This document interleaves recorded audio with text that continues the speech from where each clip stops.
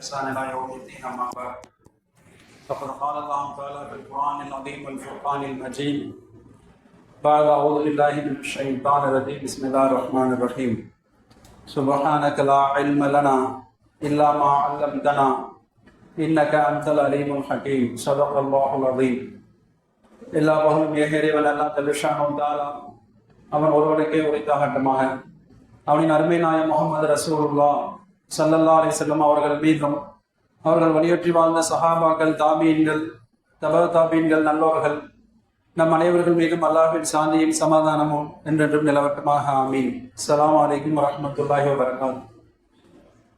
அல்லாஹ் ஜல்லஷானு தாலாவின் அளப்பெரும் கிருபையினால் மனித குலத்தை படைத்திருக்கிற அல்லாஹ் மனித குல மேம்பாட்டிற்காக அவன் வழங்கி இருக்கிற மகத்தான வாழ்க்கை நெறி இஸ்லாம்.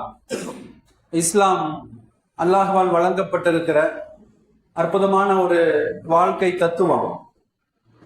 அல்லாஹ் ஜல்லஷானு தாலா இஸ்லாமியர்கள் உலகில் வாழுகிற மனிதர்களுக்கு எல்லோரும் இணைந்து வாழுகிற விதத்தில் தனி மனிதராக யாரும் வாழ முடியாது என்கிற அடிப்படையில் ஒருவர் மற்றவரை சார்ந்து வாழ வேண்டும் என்கிற அடிப்படையில் அல்லாஹ் உலக மக்களை இயக்கிக் கொண்டிருக்கிறான்.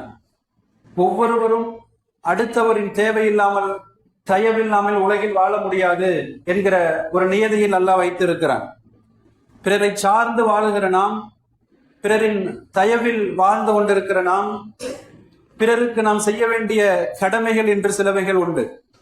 ஒவ்வொரு முஸ்லீமும் அடுத்த முஸ்லிமுக்கு செய்ய வேண்டிய கடமைகள், அதே சமயம் பிறரிடமிருந்து நமக்கு வர வேண்டிய உரிமைகள் என்றும் சிலவைகள் உண்டு.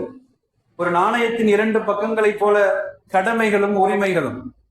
நாம் செய்ய வேண்டியவை கடமைகள், தாய் தந்தையருக்கு, மனைவி மக்களுக்கு, அண்டை வீட்டார்கள் மற்றும் உண்டான ஒட்டுமொத்த முஸ்லிம் சமுதாயம் என்று எல்லோருக்கும் நாம் செய்ய வேண்டிய கடமைகள் சிலவைகள் இருப்பதை போல மற்றவர்கள் நமக்கு செய்ய வேண்டியவைகள், நமக்கு வர வேண்டிய உரிமைகளையும் மார்க்கம் பேசுகிறது. கண்ணிமிக்கவர்களே, நபிகள் ஸல்லல்லாஹு அலைஹி வஸல்லம் சொல்லுவாங்க, எனவேதான் பிறருக்கு செய்ய வேண்டிய கடமைகளில் ஏதேனும் நீங்கள் குறை வைக்கிற போது, யாரேனும் அநீதிக்கு உள்ளாக்கப்பட்டவர், உங்களால் பாதிக்கு உள்ளாக்கப்பட்டவரின் சாபத்தை நீங்கள் அஞ்சிக் கொள்ளுங்கள் என்பார்கள் நபிகள் ஸல்லல்லாஹு அலைஹி வஸல்லம். எனவே நம்மிடமிருந்து நாம் செய்யப்பட வேண்டியவைகளை எந்த குறைவும் இல்லாமல் செய்தாக வேண்டும். ஆனால் செய்ய வேண்டிய கடமைகளில் ஏதேனும் குறைவு என்று வருகிற போது அது மறுமையில் பெரும் பாதிப்பை ஏற்படுத்தும்.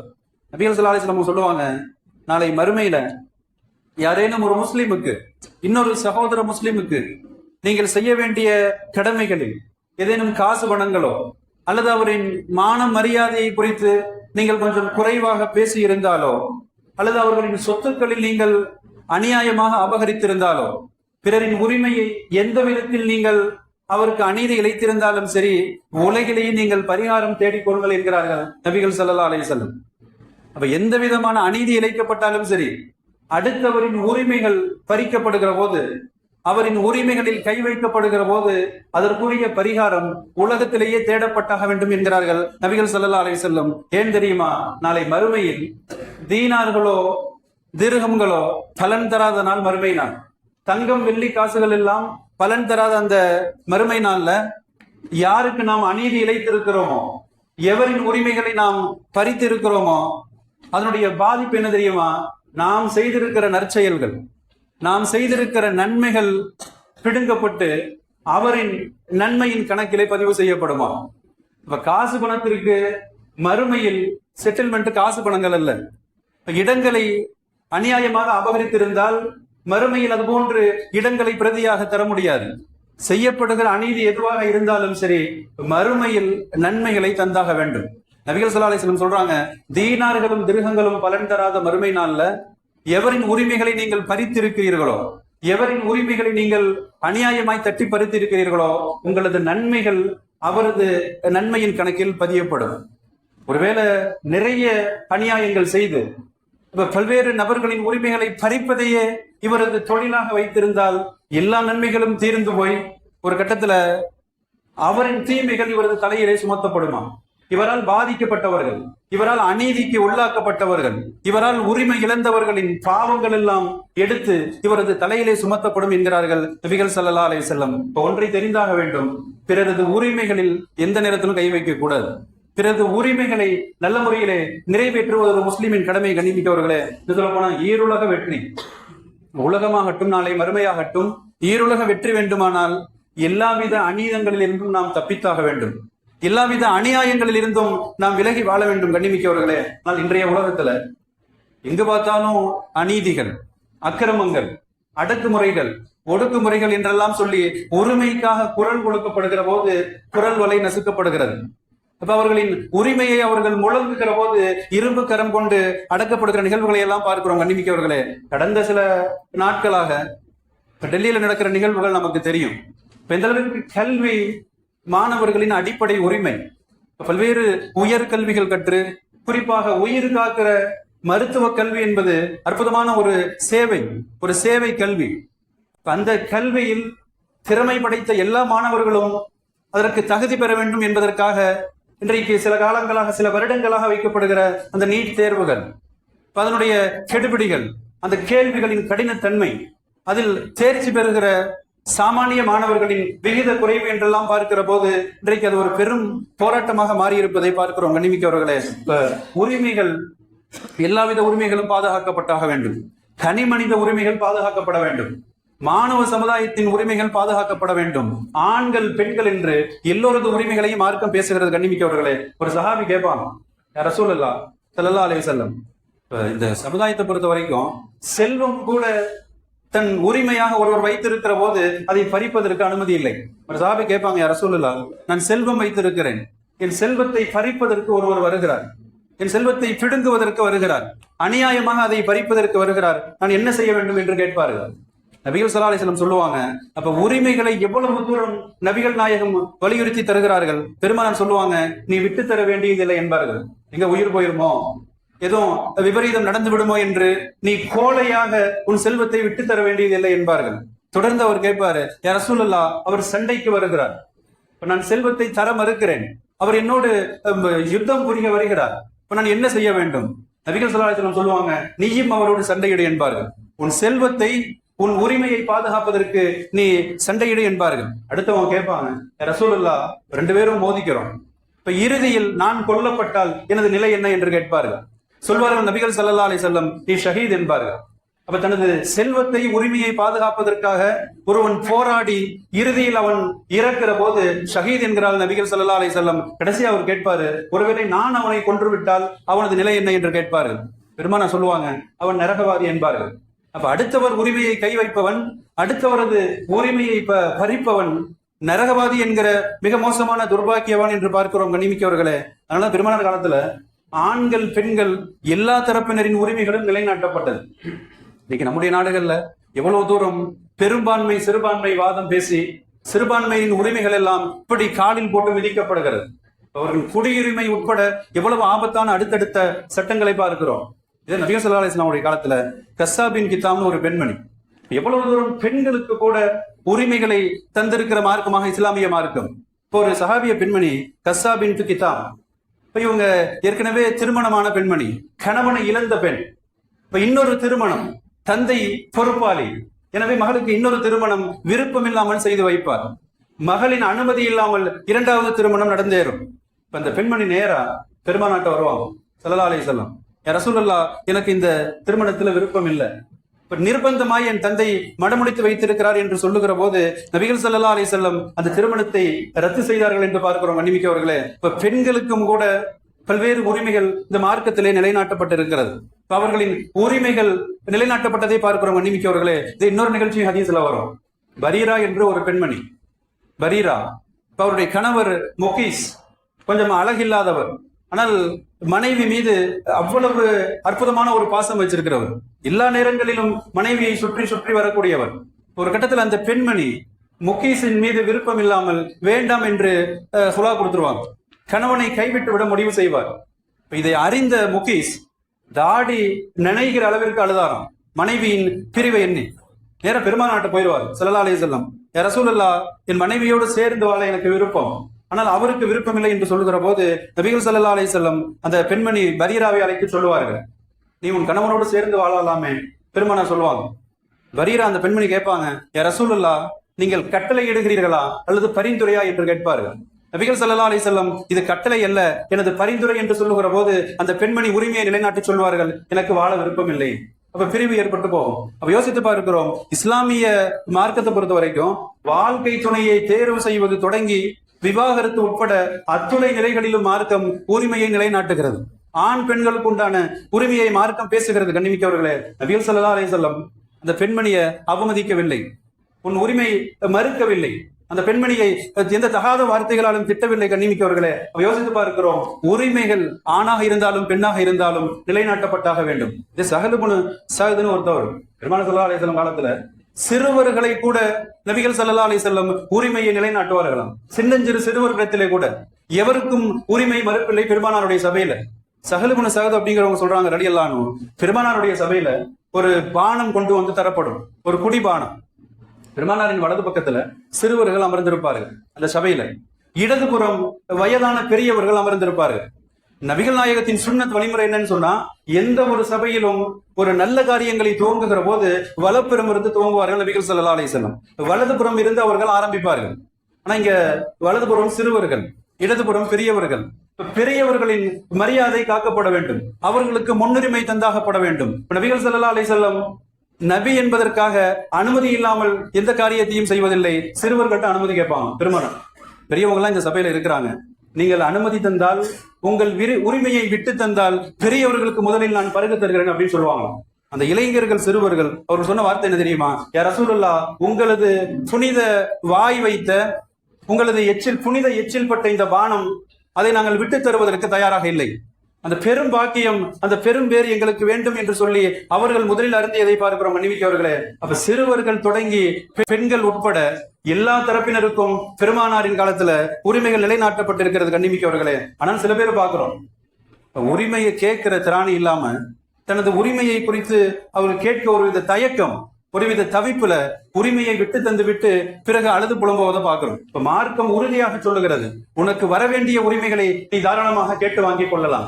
எப்படி நீ செய்ய வேண்டிய கடமைகளை சரியாக செய்ய வேண்டுமோ உனது உரிமைகளை நீ கேட்டு வாங்கிக் கொள் என்று மார்க்கம் வலியுறுத்துகிறது. கண்ணிமிக்கவர்களே, மட்டுமல்ல பெருமானார் காலத்திலேயே நபிகள் ஸல்லல்லாஹு அலைஹி வஸல்லம் காலத்துல ஒரு ஒட்டகம் பெருமானார் கடன் வாங்கியிருப்பாங்க. பெருமானார் ஸல்லல்லாஹு அலைஹி வஸல்லம் ஒரு ஒட்டகத்தை கடன் வாங்கியிருப்பாங்க. கடன் தந்திருக்கிற நபர் மீண்டும் அதை கேட்க வருகிற போது கொஞ்சம் கடுமையான வார்த்தைகளால், சுடு சொற்களால், பெருமானார் என்றும் பாராமல், அல்லாஹ்வின் தூதர் என்று கூட சிந்திக்காமல் கொஞ்சம் கடினமாக பேசுவார். தடித்த வார்த்தைகளால் அந்த வாங்கிய கடனை வசூலிப்பதற்காக வந்து பேசுவார். அருகில் இருக்கிற சஹாபாக்கள் உச்சகட்ட ஆவேசத்தில் அவரை அடிப்பதற்கு முன் வருவார்கள். நபிகள் ஸல்லல்லாஹு அலைஹி வஸல்லம் சொல்லுவாங்க, எவ்வளவு தூரம் கடன் தந்தவராக இருந்தாலும் கூட திரும்ப கேட்க வருகிற போது அவரது உரிமையை நிலைநாட்டுகிறார் நபிகள் ஸல்லல்லாஹு அலைஹி வஸல்லம். பெருமானார் சொல்லுவாங்களாம், அவர் பேசுவதற்கு அவருக்கு அனுமதி உண்டு. கடன் தந்தவர் திரும்ப வாங்க வருகிற போது கொஞ்சம் கூடுதலாக பேசலாம், கொஞ்சம் கோபமாக பேசுவது அவரின் உரிமை, நீங்கள் தலையிட வேண்டாம் என்று சொல்லிவிட்டு நபிகள் ஸல்லல்லாஹு அலைஹி வஸல்லம் சொல்லுவாங்களாம், அவர் தந்த ஒட்டகத்தை விட வயது கூடிய ஒட்டகத்தை அவருக்கு திரும்ப தாருங்கள் என்று சொல்லிவிட்டு பெருமானார் சொல்லுவாங்களாம், கடன் வாங்கியவரில் சிறந்தவர் யார் தெரியுமா? சிறந்த முறையில் கடனை திருப்பி தருவோர் என்று பெருமானுடைய வார்த்தைகளை பார்க்கிறோம். மன்னிமிக்கவர்களே, நபிகள் ஸல்லல்லாஹு அலைஹி வஸல்லம் இப்ப மனிதர்களிலேயே ஆகச் சிறந்தவர்கள், நீதி தவறாத ஒரு பெரும் நீதிமான் நபிகள் நாயகம், அபகரிப்பு குற்றம் எதுவும் வாழ்க்கையில இல்லாதவர்கள் நபிகள் ஸல்லல்லாஹு அலைஹி வஸல்லம். அந்த பெருமானார் கடன் தந்தவரின் உரிமையை நிலைநாட்டி தருகிறார்கள். கண்ணிமிக்கவர்களே, யோசித்து பார்க்கிறோம், எல்லா தரப்பினரின் உரிமைகளும் நமது மார்க்கத்திலே கவனத்திலே கொள்ளப்பட வேண்டும். கண்ணிமிக்கவர்களே, இன்னும் சொல்ல போன பெருமானார் காலத்துல ஒரு மனித யூதர் பிற சமயத்தை சார்ந்தவராக இருந்தாலும் கூட அவரின் உரிமைகளும் பெருமானார் காலத்தில் நிலைநாட்டப்பட்டிருக்கிறது. அவரின் உரிமைகளும் பெருமானார் கவனத்திலே கொண்டிருக்கிறார்கள். கண்ணிமிக்கவர்களே, ஒரு யூதர், ஒரு சஹாபி அவர்கிட்ட கடை வாங்கியிருப்பார். ஒரு யூதர்கிட்ட கடனை அடைப்பதற்கு வசதி இல்லை, அப்ப வசதி வாய்ப்பு இல்லை. பெருமானார்கிட்ட வந்து அவர் முறையிடுவார், ரசூலுல்லாஹ், யூதர்கிட்ட கடை வாங்கியிருக்கிறேன், தினமும் அந்த கடனை என்னால் திருப்பி தர முடியவில்லை, என்னை கொடுமைப்படுத்துகிறார், இன்றைய கந்துவட்டி கொடுமைகளை போல தினம் தினம் என்னை இம்சைப்படுத்துகிறார், நீங்கள் வந்து பரிந்துரை செய்யுங்கள் அப்படின்னு சொல்லுவார். நபிகள் ஸல்லல்லாஹு அலைஹி வஸல்லம் நேரா அந்த யூதர்கிட்ட போவாங்க. இவர் பரம ஏழை, இந்த சஹாபி திரும்ப செலுத்துவதற்கு வசதி இல்லாதவர், நீங்கள் பெரும் செல்வந்தர், நீங்கள் விரும்பினால் கடனை தள்ளுபடி செய்யலாம் என்று பெருமானார் சொல்லுகிற போது அந்த யூதர் மறுத்துருவார். இப்ப பெரும்பான்மையாக முஸ்லிம்கள் வாழ்ந்த மதீனாவில் சிறுபான்மை யூத சமூகம், யூதர் ஒருவர் கடன் தந்திருக்கிறார். நபிகள் ஸல்லல்லாஹு அலைஹி வஸல்லம் நான் பெரும்பான்மை என்று வாதம் பேசி அவரது உரிமையை மறுக்கவில்லை. பெருமானார் ஸல்லல்லாஹு அலைஹி வஸல்லம் இது மார்க்கம் எல்லா தரப்பினிடத்திலேயும் உரிமைகளை நிலைநாட்ட சொல்லுகிறது. கண்ணிமிக்கவர்களே, அப்ப யோசிச்சு பார்த்தா நம்முடைய மார்க்கத்துல உரிமைகள் நிலைநாட்டப்பட வேண்டும்.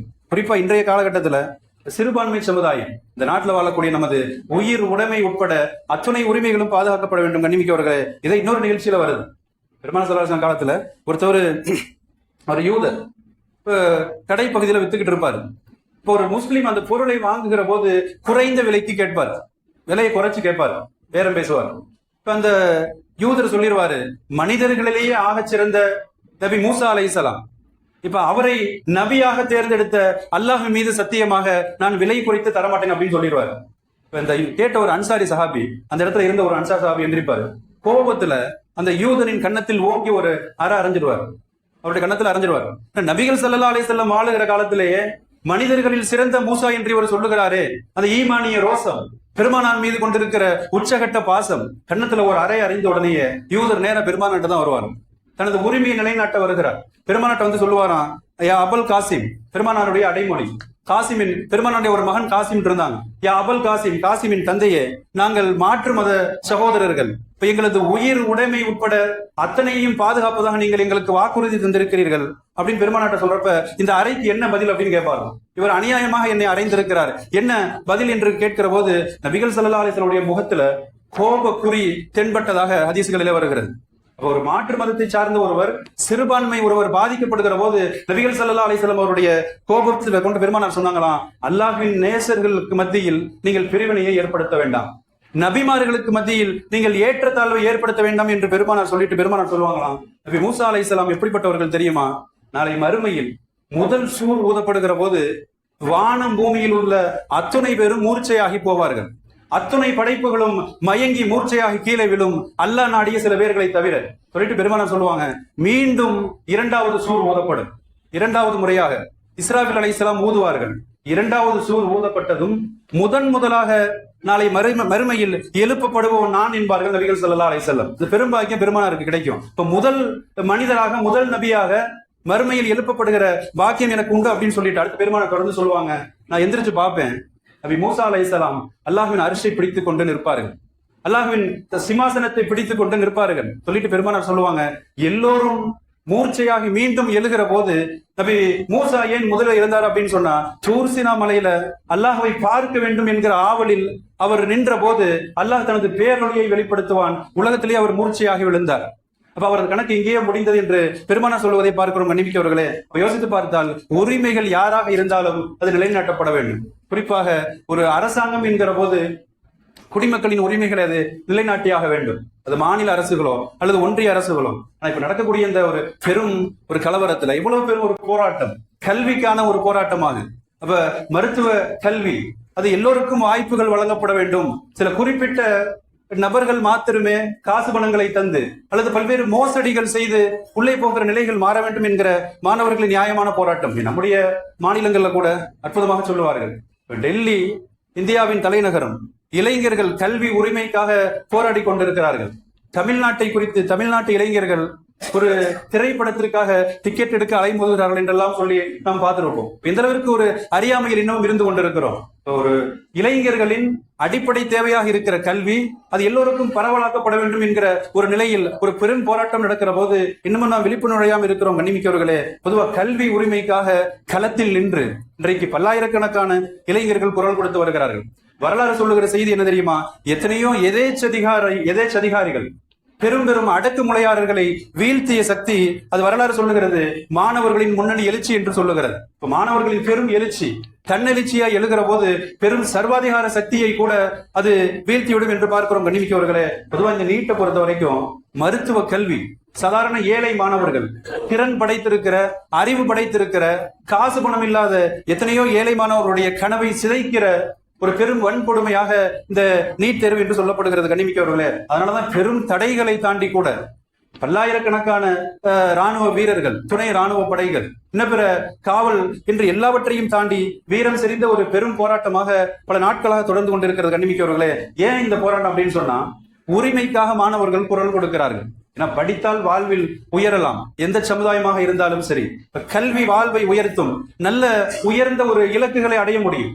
இரவு பகலாம் அவன் படிச்சு அந்த நீட் தேர்வை எழுதுகிற போது குறுக்கு வழிகளில் வந்து சீட்டு வாங்கிட்டு போயிடுறாங்க. காசு பணங்களை தந்து பாஸ் ஆகக்கூடியவர்கள் உண்டு.